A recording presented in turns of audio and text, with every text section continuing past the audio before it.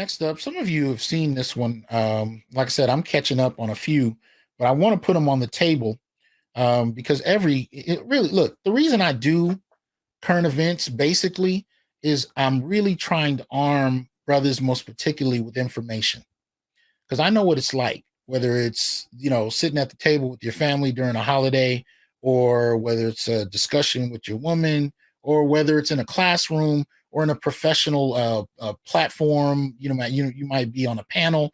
But when it comes to advocating for Black men, a lot of the time you're going to get argued down, even by other Black men, or Black women. You're going to be argued down by other Black folk, and that's not even dealing with the outside world. So I try to give you information, whether it comes in the form of theory, whether it comes in the form of data, whether it comes in the form of current events, that you can use to really push the point about how Black males are treated. And that's why I do these. That's why I take the time to do them, because I know that they're important. And this kind of information can make the difference between getting the word out and not. And it's not always about whether or not you're able to beat somebody in a debate or anything like that. It really is not only for your own development, but also for people who are listening to you that you may not know are listening, right? 9 times out of 10, if I've gotten into a debate on social media, I'm almost indifferent to the person I'm debating with, because, usually when people are debating with you, they're so dead set on opposing you, they don't listen.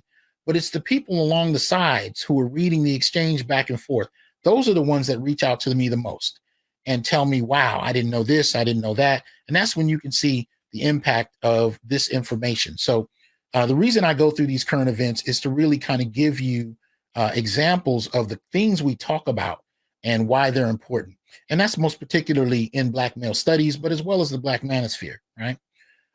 So here, this is the title of this article you can find on dailymail.co.uk, and you can find it on several others, I'm more than sure, is pastor's pregnant wife, 27, is arrested for sexually assaulting at least 4 boys with her husband, who paid the teens to have sex with the mom of 5 while he watched, right? I'm only going to read a couple of the highlights. Jasminique Strickland, 27, charged with 8 felony counts of child sexual assault and abuse and human trafficking of a minor. This is where it gets interesting to me. Her husband, former Kalamazoo, Michigan pastor, Strickland, I'm not even going to try to read his first name, 38, charged with 11 counts of sex assault and trafficking. So this is interesting. Apparently, she's having sex with underage boys. He's watching. They both are rightfully arrested, but somehow he's got 11 counts. She has 8.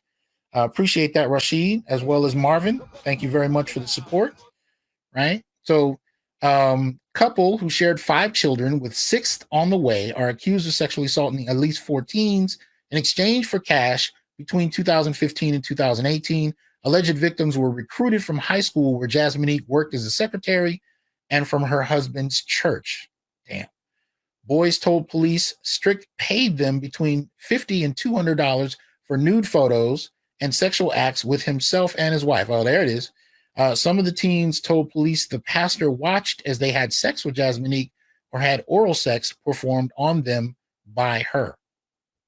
Now, again, when I was younger, and I still hear men do it all the time. I still hear people do it. Well, what's the problem, right? These boys, I'm sure they were adult enough. We make too much of a fuss about sexual engagements with the young.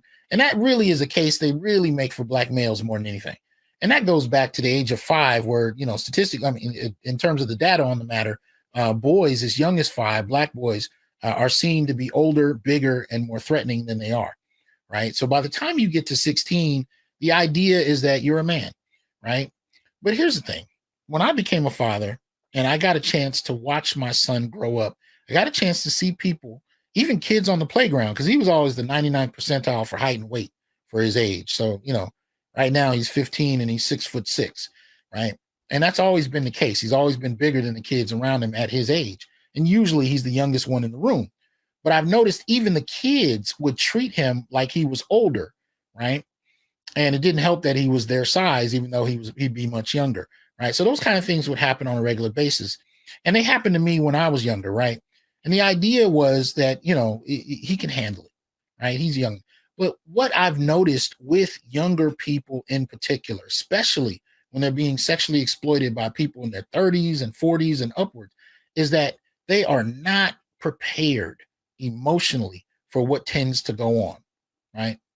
They are not emotionally and psychologically prepared the majority of the time. If you don't believe me, please go check out Tommy Curry and Ebony Utley's paper, She Touched Me, and read that and look at the cases by adult Black men as they talk about how they were sexually abused at younger ages and the ongoing impact that it had on them into adulthood, right? So just because they look a certain way and just because they're having sex, and you may think that they can handle it. Sometimes it takes years to realize that the trauma that they're experiencing was well beyond their years and their capability to deal with.